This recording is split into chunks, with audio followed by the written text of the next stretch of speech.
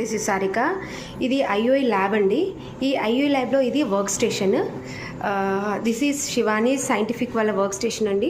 మనకు ఐఓఐకి బేసిక్ మనకు కావాల్సిన ఎక్విప్మెంట్ ఏంటంటే, ఫస్ట్ ఏంటంటే వర్క్ స్టేషన్. ఈ వర్క్ స్టేషన్కి ఏంటంటే పైన ఫిల్టర్స్ ఉంటాయి అన్నమాట. ఈ ఫిల్టర్స్ నుంచి యూవీ రేస్ అని, హెపా ఫిల్టర్స్ అని స్మాల్ ఫిల్టర్స్ ఉంటాయి. సో దీనివల్ల ఏంటంటే ఈ ఏరియా మొత్తం క్లీన్గా ఉంటుంది. సో ఇన్ఫెక్షన్ లేకుండా మనం వర్క్ చేసేటప్పుడు కంటామినేషన్ లేకుండా ప్రివెంట్ చేస్తుంది. And this is the tube warmer.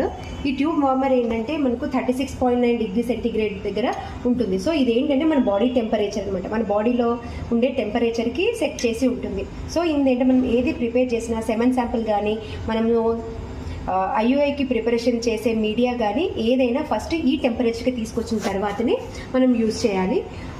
This is the microscope అండి. ఇది నార్మల్ జనరల్ మైక్రోస్కోప్ కాదు.